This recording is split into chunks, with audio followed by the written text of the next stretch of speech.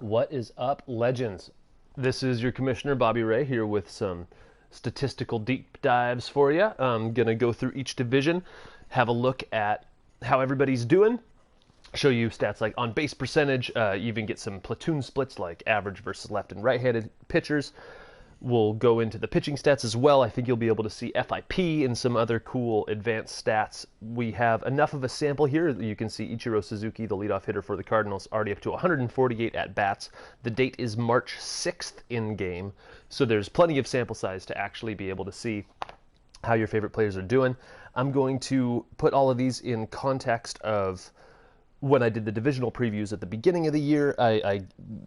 I set up 3 keys to a legendary season for each team. We're going to review those keys and see how everybody's doing. So we're starting off with the Cardinals.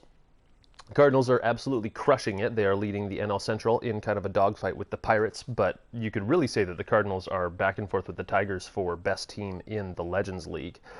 The 3 keys that I had for the Cardinals were, number 1, Babe Ruth hits well enough to justify taking a DH at 3rd overall in the draft, because you had a lot of high-value defensive guys going that early too, all-around players. But Ruth just being on one side of the ball made me a little bit concerned about that.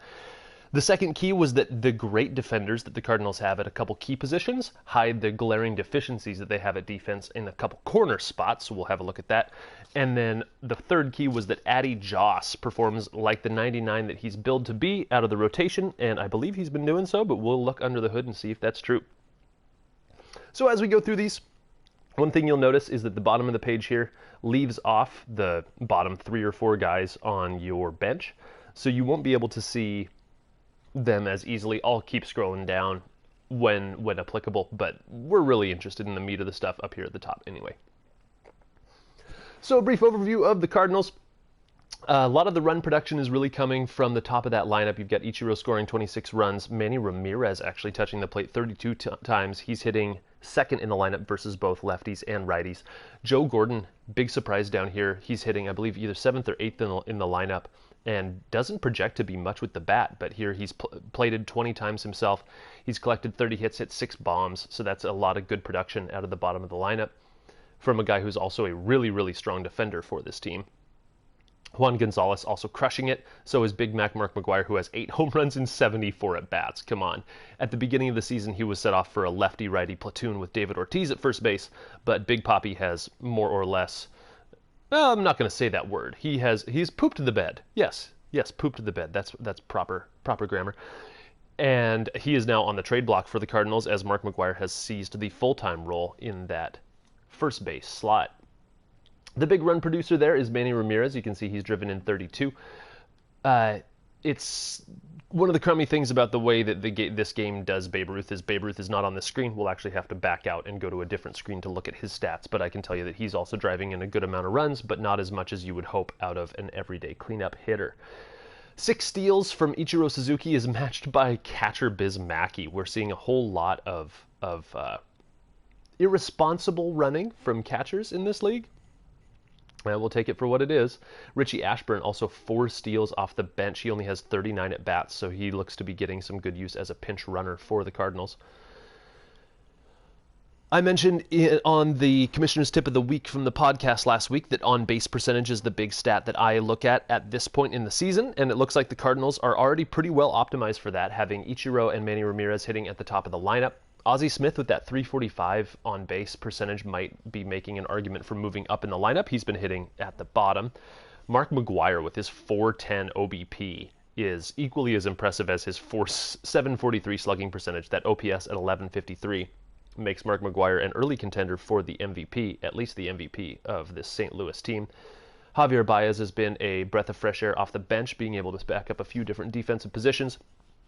And as mentioned on the Twitch chat on last night's game between the Padres and Cardinals, Roger Maris might be the pick of the draft. He's triple slashing 389, 405, 528. He just got a promotion into a platoon role in this lineup. We'll see if that average can hold up, but he's certainly crushing it right now. On to some discipline and power stuff. See Mike Schmidt striking out a bit more than you would like him to, especially without taking too many walks. Manny Ramirez really proving why he belongs in that 2 spot, walking 20 times and only striking out 20 times.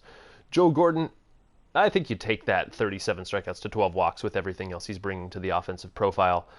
Juan Gonzalez, who has been platooned with Roger Maris after a hot start, he seems to be a bit of a liability with the strikeout. Javier Baez drawing 1 walk against 13 Ks. That's still, I don't know if that's exactly realistic, but that's okay. Ichiro with 3 triples.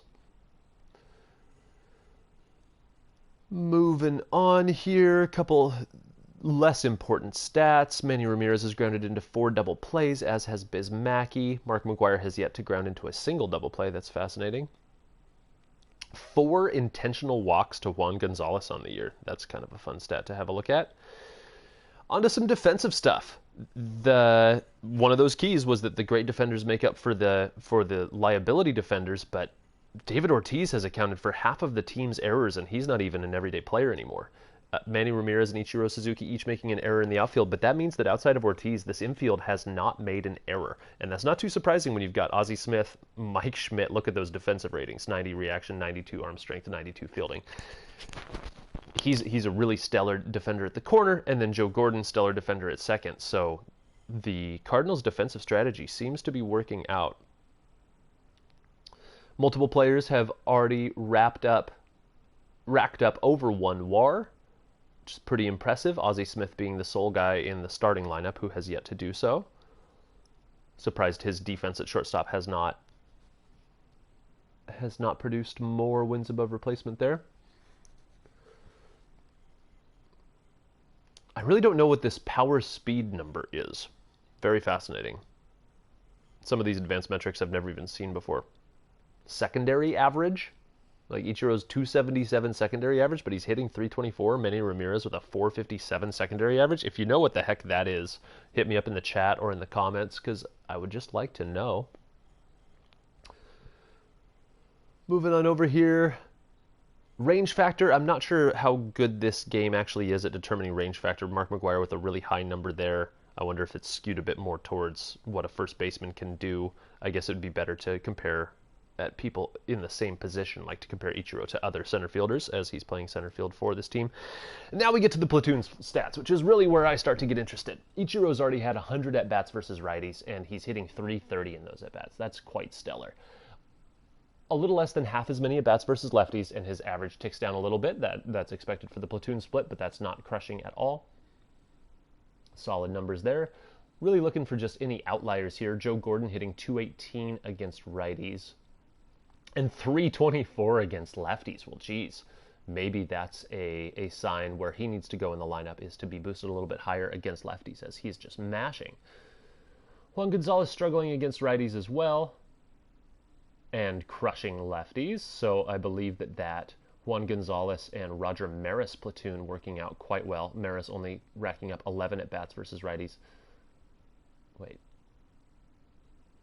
Oh no, 33 against righties. Hitting 333. Pretty solid. David Ortiz, being a left-handed batter, you would imagine he would be crushing righties, so really disappointing to see that his 164 average is even lower against the platoon that he's strong against. So yeah, really bad start to the season for David Ortiz.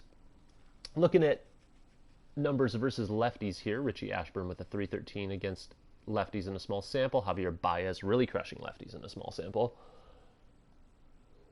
Ozzie Smith quite worrisome with a 200 average there, and Bismacki with a 171. So maybe the way to attack this Cardinals lineup is with left-handed pitchers. Manny Ramirez only hitting 286, and the big bopper that we're missing off the screen, David Ortiz, is not listed, but he is a left-handed batter. So again, more reason that left-handed pitchers are going to be the bane of this offense, especially as if they hit the postseason, which it certainly looks like they will at this point.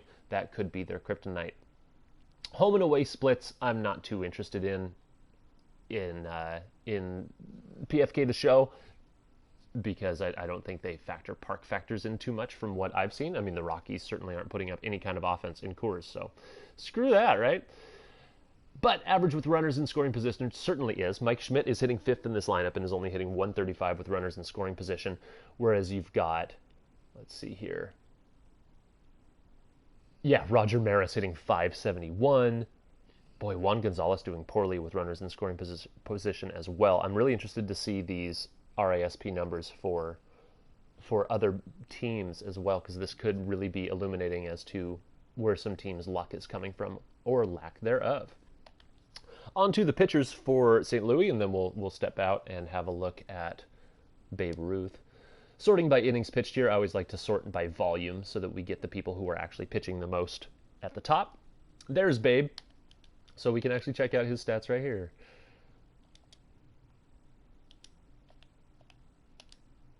Babe Ruth in 145 at-bats over 38 games has collected 41 hits, 9 home runs, 31 RBIs, 18 walks to 33 strikeouts. He had a really rough start to the year, but he's really started to pick it up, which should make everybody nervous. Triple slashing 283, 358, 531 here on May 6th. That OPS at 889, it would look a little bit more impressive if it was only 11 points higher and that first number was a 9, which I think we will see before too long. I mean, just look at the rest of his career. I love that they have Babe Ruth's career stats down here.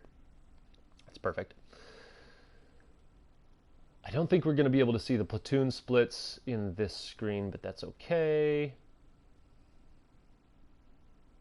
He's actually recorded 2 putouts, so it looks like he got onto the field for 1 inning. ISO of 248 is pretty darn solid. Yep, the underlying numbers look promising for the Babe. Not too worried after a sluggish start.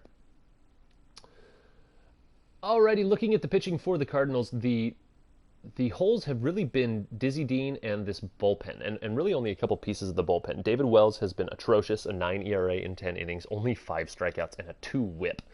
And then A.J. Burnett, who has a 7.2 ERA in 15 innings, 17 strikeouts and a 1.73 whip. Just not what you want to see, especially from a guy who's racked up 15 innings. Shane Bieber has been a little bit rocky, but that 3.86 ERA is certainly encouraging.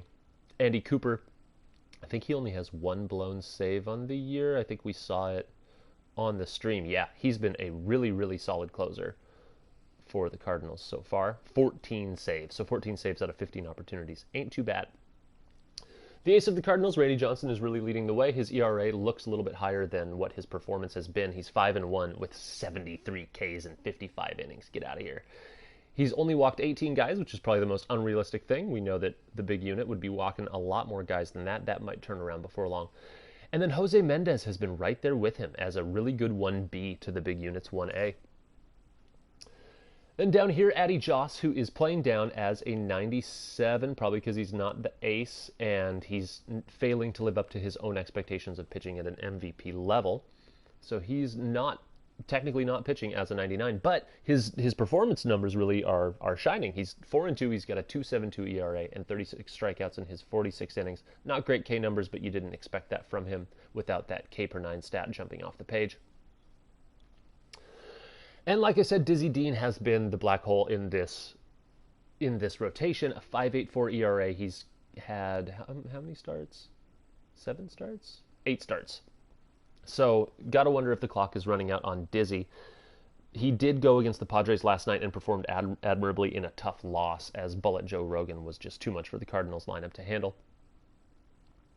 Really encouraging whip from Andy Cooper there. 110 whip in 17 innings as your closer is quite good.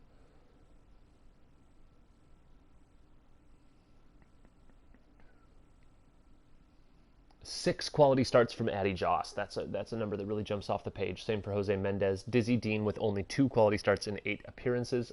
Gotta wonder if the Cardinals will be making a move for another pitcher, slotting Dizzy into that bullpen and then dropping one of the underperforming bullpen guys, either A.J. Burnett or David Wells, the hefty lefty.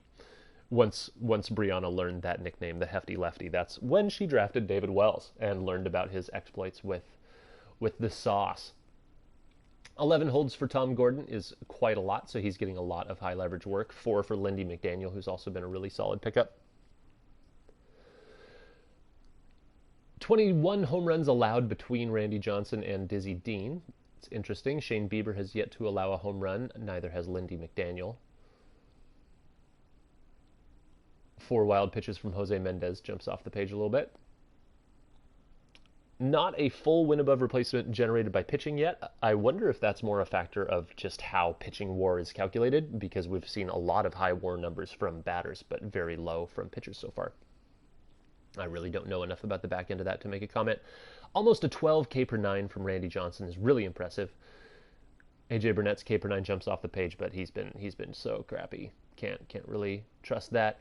Michael Ray Jackson has been another really nice piece picked up towards the end of the draft by the Cardinals. He's kept his ERA low, only 7.2 innings of work, but he's looked pretty darn solid every time we've seen him on the stream.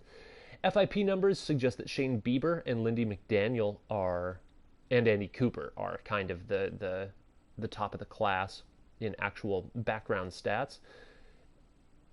And it might suggest that Yu Darvish's numbers are a little bit of a mirage. He has 46 innings, 40 Ks, 2.91 ERA, 1.29 WHIP, but that FIP all the way up there at 4.49. That's something to keep an eye on as we move forward for this Cardinals' surprisingly solid number 5 starter.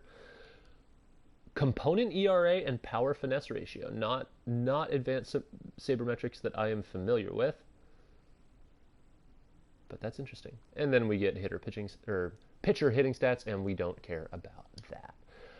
Moving on to their division rival, the Pittsburgh Pirates.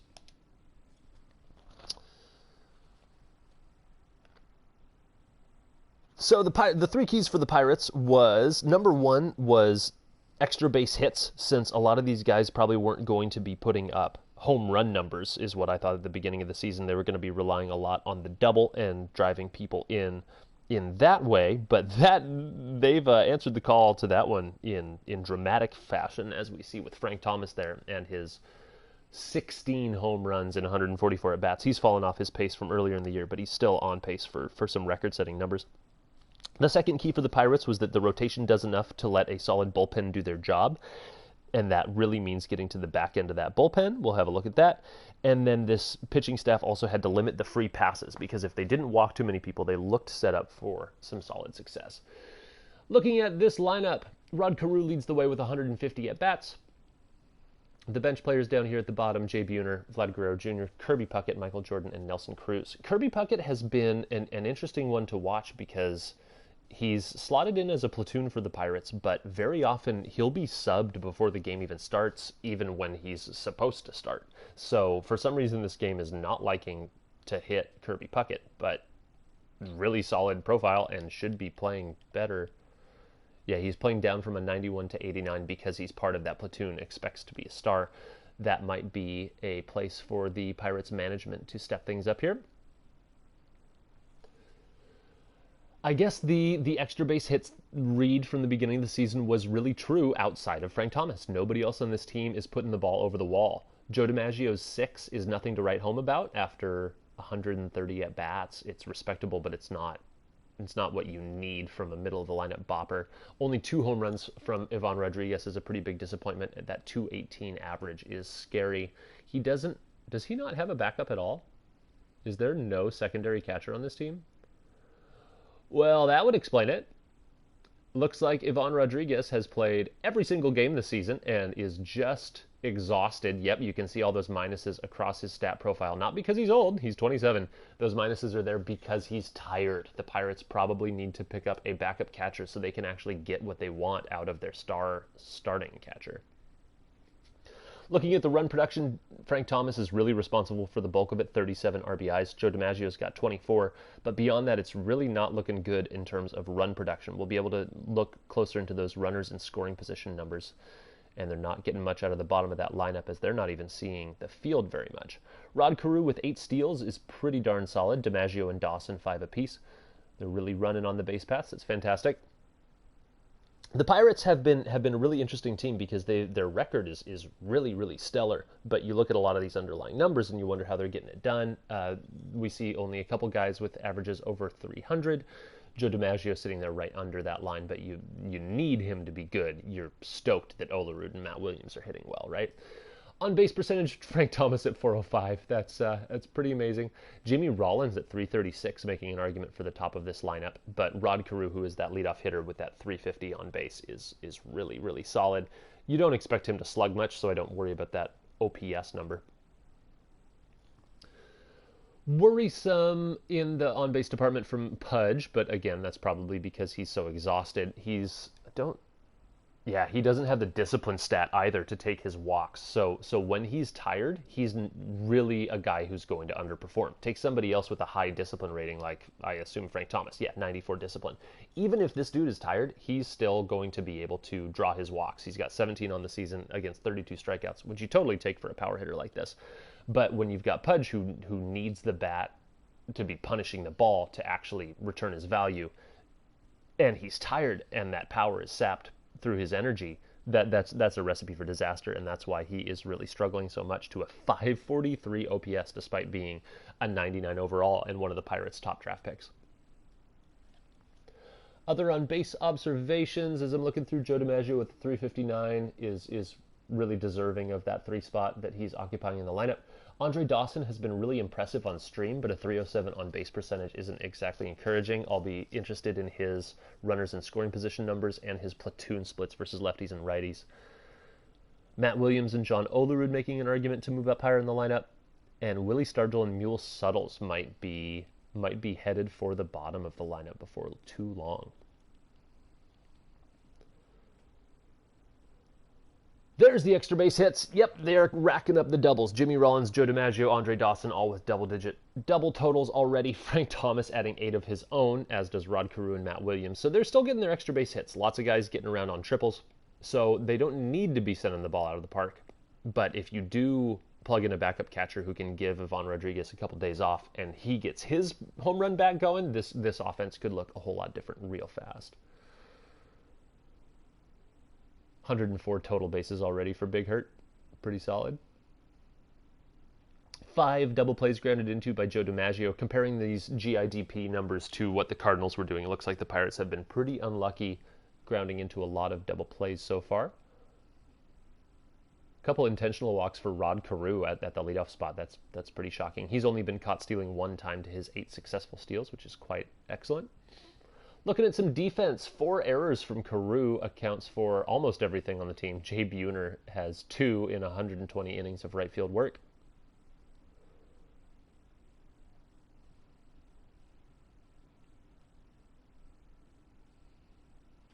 But very encouraging to see that perfect fielding percentage from the rest of the team. 2.1 wins above replacement from Frank Thomas already is definitely near the top of the league, even though he plays a less than important defensive position. Scroll down to the bottom to get some of these rate stats for the bench guys.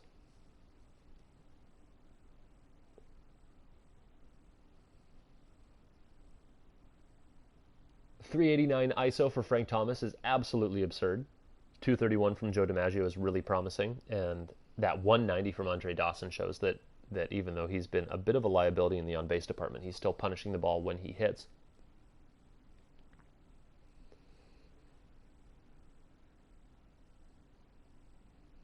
Yeah, don't understand Ivan Rodriguez with 11.49 range factor. How do you have a range factor as a catcher? It just doesn't make sense.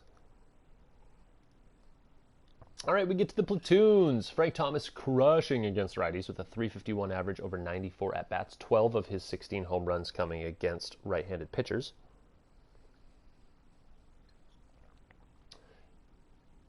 Jimmy Rollins only hitting 244 against righties, so he might be a good option for a top-of-the-lineup platoon bat against lefties. Andre Dawson really struggling versus righties, which is what you would expect given his attribute profile, having such higher contact and power against left-handed pitchers. Matt Williams crushing righties, while John Olerud is a little bit below his season average against right-handed pitchers, which is you wouldn't expect because his contact rating is higher against righties. So some of these are still a little bit too low of a sample. Only 75 at-bats versus righties for John Olerud. Can't read too far into that. And then against lefties, Rod Carew with a 194 average against lefties. That is surprising, while Jimmy Rollins is hitting 308. So that might really be the go-to platoon there, is to swap out whether Carew or Rollins are hitting at the top of this lineup. Frank Thomas only hitting 300 against lefties. Yeah, only.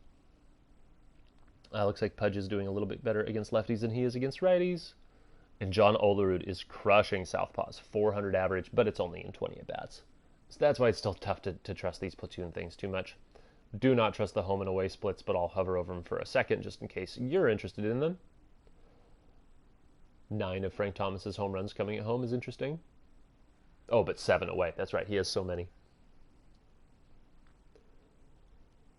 And here's the last thing I'm interested in, at-bats with runners in scoring position. Frank Thomas putting up a .310 average when he has the chance to drive people in. Jimmy Rollins and Rod Carew, they're top of the lineup hitters, so you don't worry too much that their runners in scoring position stats aren't great. Pudge has been hitting .290 when he gets the chance with runners on base, or runners on second and third, so that's very encouraging. Joe DiMaggio, incredibly clutch. That's something to pay attention to as well. Andre Dawson, not getting it done. .226 with runners in scoring position. Really kind of worrisome there. And he's had a lot of opportunities to do it, just as many as Ivan Rodriguez or Rod Carew. Yeah, hitting it 5 in the lineup, you'd think he'd have more, but I guess that's because Frank Thomas has been coming up before him and clearing the bases with home runs. John Olerud with some great clutch numbers there. Willie Stargell, just really scuffling so far. He's got those high power numbers, but everything else on his profile looks a little bit suspect. He might be more of that like 7 or 8 hitter that you hope to get a bomb from every once in a while, but you really aren't relying on to turn over your lineup. Mule Suttles, on the other hand, has been clutch in his 9 appearances with runners in scoring position. And just a little shout out to Michael Jordan driving in 3 runs in 14 at-bats because that's pretty sweet. For the pitching, remembering that this rotation needs to do enough to let the pen do their job, and limiting free passes were the keys. Let's see how that played out. So there's only one guy on here who isn't on the front page, and that's Brian Fuentes. He has a 2.57 ERA in 7 innings with 7 Ks. He has 1 save and a whip of 2, which is a little worrisome. Okay, Justin Verlander really leading the way for the staff. 67 Ks in 55 innings. He's 5-1. David Cone is 6-1 with 52 Ks in 47 innings. And yeah, these starters are really limiting the free pass. This has been the shining part of the Pirates roster so far, outside of Felix Hernandez, who has had a couple solid starts, but for the most part has been a liability as the number 2 starter for this team.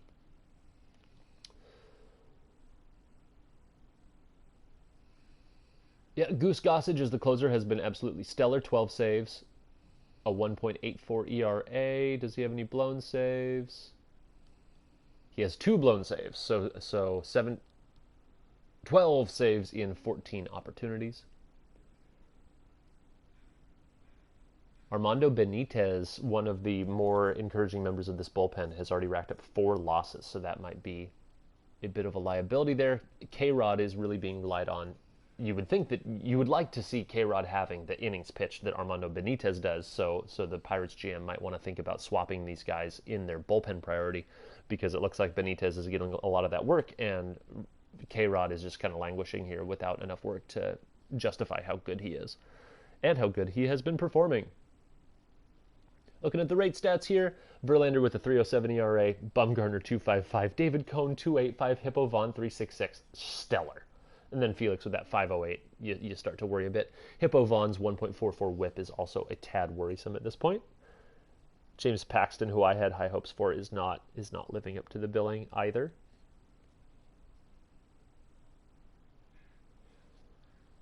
Six quality starts each from Verlander and Cone, who to me are the 1 and 2 on this team. Madison Bumgarner has really been the surprise. 5 quality starts in his season, putting up a 2-2 record with that 2.55 ERA is quite good. You expect those strikeout numbers to rise and maybe the rest of the stats to regress a little bit. Felix, for all the bad in his profile, he has put up 3 quality starts, so that means that he's still given his team a chance to win enough for him to, maybe be the 4 or 5 starter in this lineup. Only 5 holds from Kaz Sasaki and 8 from K-Rod, so I think that would suggest that, well, geez, every time Francisco Rodriguez has taken the ball, he's gotten a hold, I think. Oh, no, except for 1 that he's blown a save. That's wild. That's a great performance from K-Rod, and might show that he is getting the innings that he needs to be getting on this roster, and the record certainly supports that. 10 home runs allowed by Felix in 44.1 innings. That's a home run every 4.5 innings. Ew. You don't want to see that. David Cone, on the other hand, has only allowed 2. Pretty solid. And I believe that's just about it. Oh, no, let's see these rate stats because these are nice. 2.34 fielding independent pitching from Justin Verlander is really stellar. Felix Hernandez's FIP is lower than his ERA, so there's some more suggestion that he's pitching better than some of his stats show. David Cohn, really, really stellar start to the season for him, 2.41 in the FIP department. And these walks per nine numbers, once you see the actual base on balls per nine, 2.43 from Verlander, 2.01 from Mad Bum, 3.04 from Cone, 2.12 from Hippo, 2.44 from Felix. That's not as elite as you would like it to be, but it's not worrisome. That's not 3 or 4 walks per nine. And especially when you've got 4 guys in the rotation really striking out almost or more than a batter per inning, you take those walk numbers, and I think that they are living up to their keys for a legendary season. Pirates looking good. Alrighty, our last Legends member of the NL Central is the Milwaukee Brewers. So yeah, I guess I was informed that this guy's name is Nap Lajoie, which I wonder if that's just an Americanized version of a French name. I'm going to have to do some more research into that. Pee Wee Reese, Benji Molina, Tino Martinez, and Monte Irvin might as well not even be on the team. Not even cobbling together as many at-bats as Andrew Jones combined. So some of the bench usage so far from these AI managers has left a lot to be desired, and I have not found a slider that can actually affect whether we're getting substitutions or pinch hitters. So that is a bummer, and I don't know how to deal with that moving forward, other than maybe don't rely on your bench as much as you were planning to. Barry Bonds has really turned around a sluggish start to the season. He has 11 home runs in his 129 at-bats. Oh, let's see what the keys for the Brewers were. At the divisional previews, my keys were, number 1, that Johnny Bench can handle the cleanup role and being the everyday catcher. We'll see how he did on that. Number 2 was that speed doesn't prevent their outfield defense from being elite. I think that a lot of these outfield defenders have really good fielding stats, but none of them are super fast. I think that the Brewers kind of hedged that by picking up Torrey Hunter early in the season, but he performed so poorly that he got dropped pretty quick. So we'll have a look at those defensive numbers. And then on the pitching side, the key was that the starting pitchers can really go deep, or else that Dontrelle Willis is an all-star level in that long relief role as the bridge between the starters and the rest of the pen. Okay. Looking at things that jump off the page here, yeah, Barry Bonds, 30 runs scored. I think he's been hitting in the 2-hole for the Brewers, so I guess that makes a lot more sense than it would on surface value. You would like him to be your main run producer, but that so far has been Albert Pujols driving in 27 runs to Barry Bonds' 20. Johnny Bench only driving in 14 RBIs in 129 at-bats. He has 6 home runs, which is fine for a catcher, but he's only hitting 240. So that might be an indication that he, being the full-time catcher and being relied upon to be that cleanup guy coming in behind Pujols and Bonds, might be actually losing a lot of the potential for this lineup, especially when you've got other bats like Brooks Robinson and Lance Berkman who might occupy that role better. Their stats so far don't suggest that they will, but they haven't had those same opportunities that Bench has, so not sure on that one. Alan Trammell has had a solid season. He's driven in 17 RBIs. He's hitting .347 on the year, which is quite impressive. Larry Walker and Al Simmons with 20 and 21 RBIs as well. It's quite solid. Napoleon, Barry, and Allen are all running wild on the bases. They've combined for 14 steals. Okay, looking at on-base percentage, my number 1 stat to look at this point in the season. How about Albert Pujols with that .442? If he's not hitting third in this lineup, he should be. I'm pretty sure he is hitting third, but wow, that's MVP numbers right there. Barry Bonds with his .380 on base definitely suggests that his second spot in the lineup is justified. Got some dogs going nuts over on the horse ranch next door. I don't know if you can hear those dogs barking in the background. How about Alan Trammell's .404 on base percentage in 124 at bats? That's really impressive. Got to wonder if Trammell will be making his way to the top of the lineup before long. Yeah, Johnny Bench looks to be a pretty big disappointment on the offensive side of the ball. Only a .285 on base percentage, though that the defensive presence as one of the game's best catchers is certainly never going to disappoint. And then Nap Lajoie or Lajoie with his 318 on base percentage might be losing that leadoff role before long if he doesn't turn it around. 13 walks to 36 strikeouts is also not something you want to see out of your leadoff hitter unless you want him to be Alfonso Soriano. And I don't think you want Alfonso Soriano as your leadoff guy. Not in the Legends League, at least. Looking at walks and strikeouts and some more extra base hit stuff. 2 triples each from Trammell and Berkman. Boy, Trammell's just having a heck of a season. 13 doubles from Pujols, 11 from Trammell. Man, he might end up being one of the values of the draft. That's quite impressive. Love to see the 20 walks to 15 strikeouts for Albert Pujols. 18 walks to 31 Ks for Barry Bonds is just unrealistic. We should expect to see those K numbers drop and those walk numbers rise.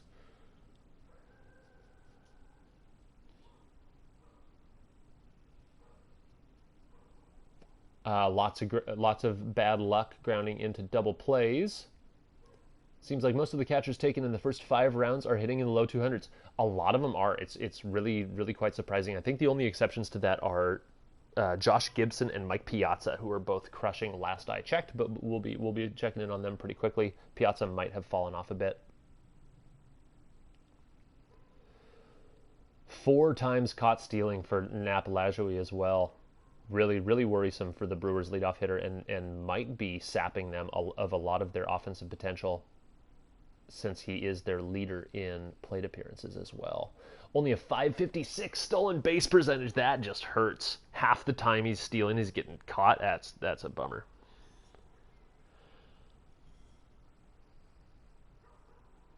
Looks like the defense has been pretty solid. A few errors here and there, but a lot of guys not committing any errors at all.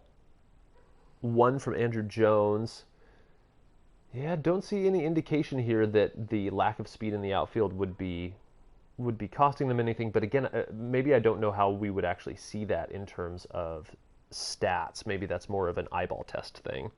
Barry Bonds with 2 WAR already, even though he's had what we think so far is kind of a disappointing season. Maybe he has caught fire enough lately that he's just driven those numbers up, but that's crazy. Albert Pujols with his 2.6 wins above replacement might be leading the league. Alan Trammell, 2.2 WAR? Get out of here. Get out of here. Albert Pujols with a 12.8 walk percentage and Barry Bonds with an 11.9. That's, you love to see that. That's really cool. Al Simmons down there with a 12 walk percentage as well. But a lot of strikeouts from this squad. But between Pujols and Bonds, you would imagine that they would really keep those strikeouts lower over the course of the season. 326 ISO for Barry. Pretty solid. By pretty solid, I mean absolutely elite.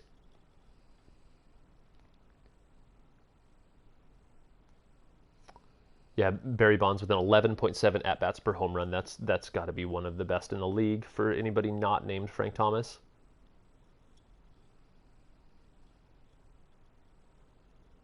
Okay, moving over to some more of these arcane stats. Maybe range factor can tell us something about this outfield. Lance Berkman's range factor is 0, but I think he's been DHing. 2.21 from Barry, 2.23 from Larry, 206 from Simmons, and 252 for Andrew Jones. Let's compare that to Ichiro.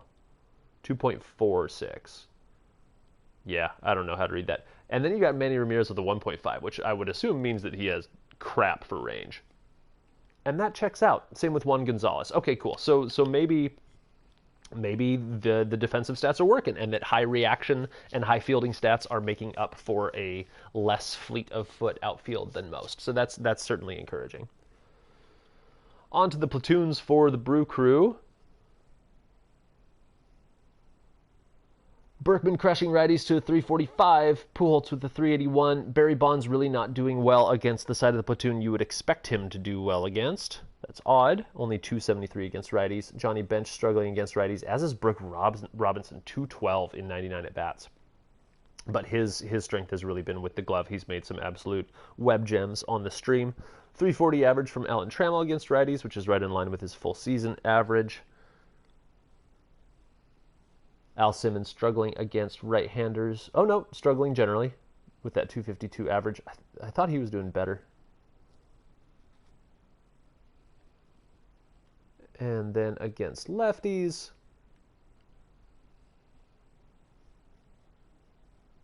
Berkman only hitting .233 against lefties. That's a little bit troubling. 30 at bats though. Looks like the Brewers haven't faced a whole ton of left-handed pitching so far this season. And when they have seen it, it's probably been Randy Johnson. So maybe we don't want to look too far into these numbers.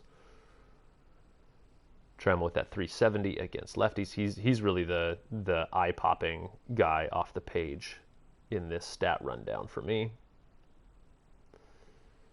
Quickly stop on the home and away. Looks like Bonds is crushing it at home. Brooks Robinson really not liking playing in Milwaukee. Where's he from? Born in Arkansas. Yeah, he's not ready for that chilly atmosphere. He's going to be excited once we hit June. Albert Pujols raking when you're on the road, 435. Barry Bonds really likes the home cooking, hitting 354 at home, 203 away. Maybe there is something to those splits. Who knows? Okay, opportunities with runners in scoring position. It looks like lots of the guys in the starting lineup are seeing a lot of opportunities with runners in scoring position, and are none of them getting it done? 257, 231, 229, 273, 184. Johnny Bench. That's wild. 184 average in 38 at-bats with runners in scoring position. That just is not sustainable. Pujols, I'm shocked at this one. 35 at-bats with runners in scoring position. His season average is 363, but in those situations, he's only hitting 229. So he could easily have 10 more RBIs here. That is wild. And another indicator, I mean, the Brewers were my pick to take this division. So this is maybe an indicator where things could really turn around for the Brew Crew.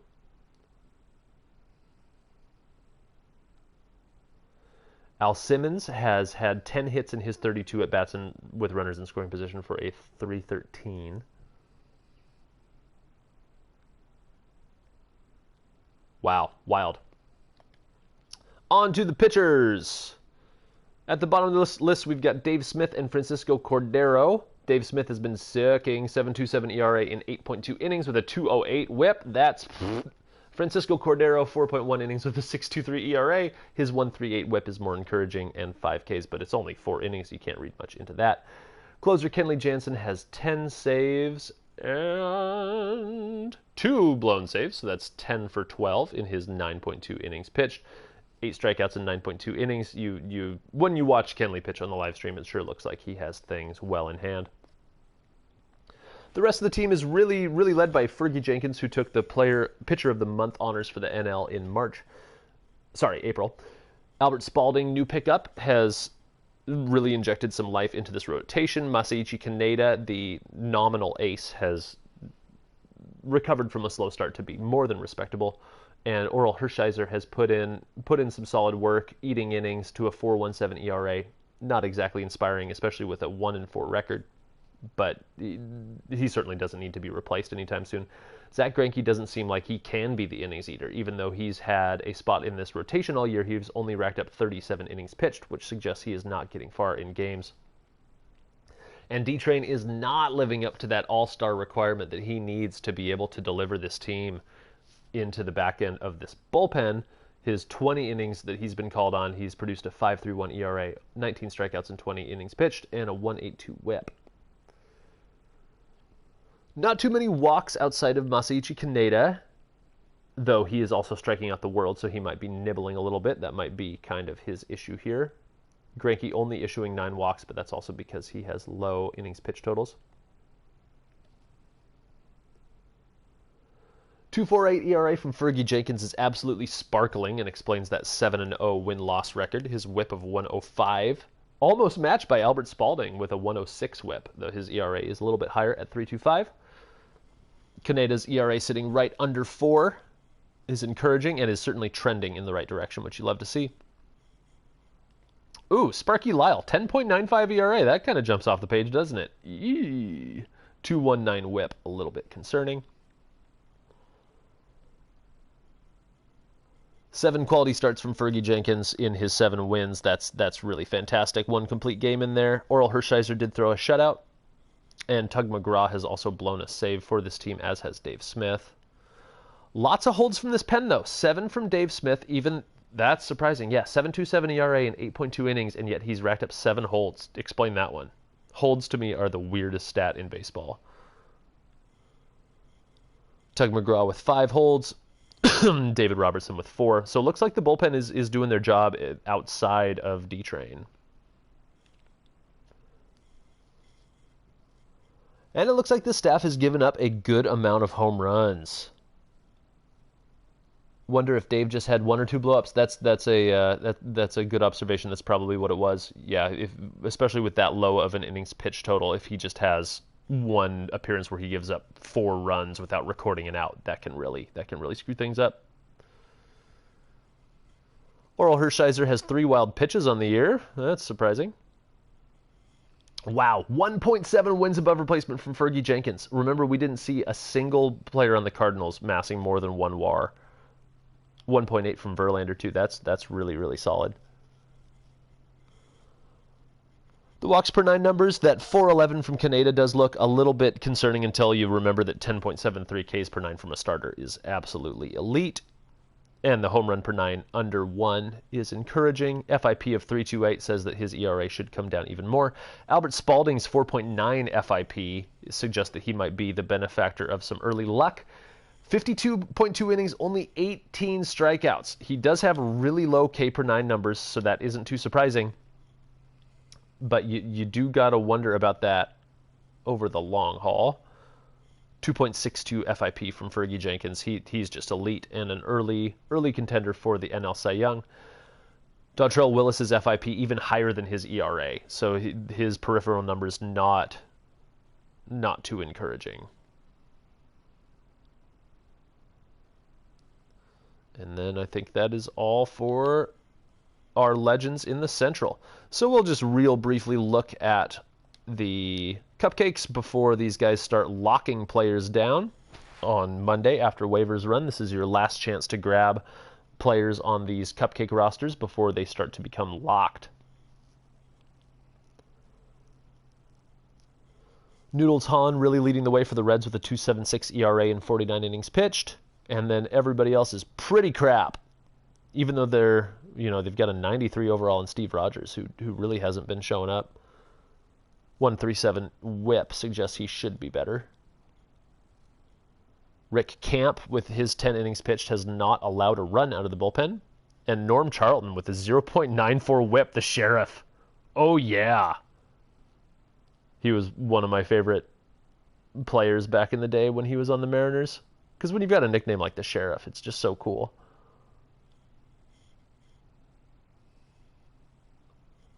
A lot of quality starts from the top end of this rotation. 2 shutouts from Noodles. It's just got to be so emasculating to get shut out by a guy named Noodles, you know? Just kind of stream through these until we get to the rate stats. 4.73 FIP suggests Riho. No, his ERA isn't that much higher. That's not that good. Reds rotation could use some work. Yikes.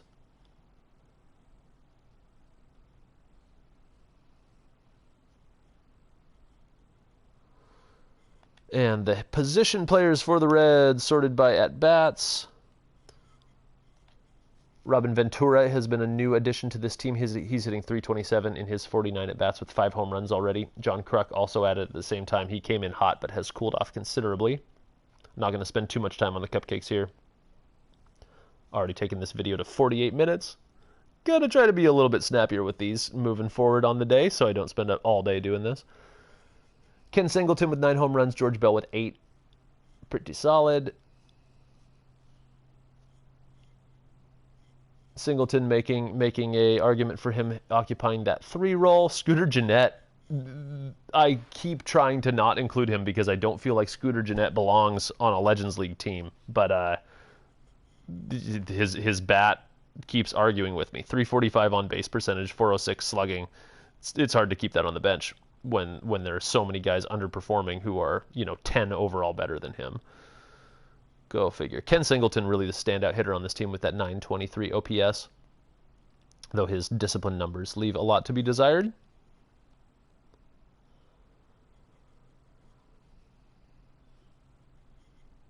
3 errors from Scooter is an argument for him on the bench.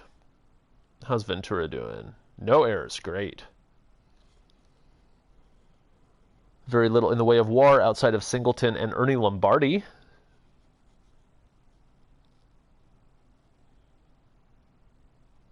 Yeah, I don't really care about the splits with these guys. I'll look at those later when I start locking players down. And then finally in the NL Central, we've got the Cubs.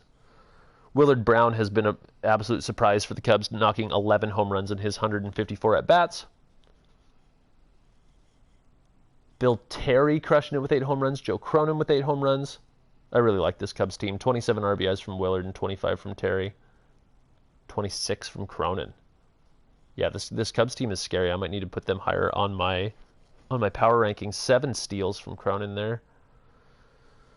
Looking at the on-base numbers here, Willard Brown 351 is leading the way. Oh, no, Joe Cronin with his 369. I hope I have him hitting high in the lineup because he absolutely needs to be there. That'll be an edit for the Cubs later today. Solid double numbers from Wainer and Brown. Okay, yeah, not going to read too far into that. All right, I'm going to shut this one down and come back up with the AL Central. And again, I'm going to try to keep this a little bit snappier so that I can crush through these a little bit quicker. See y'all in a second.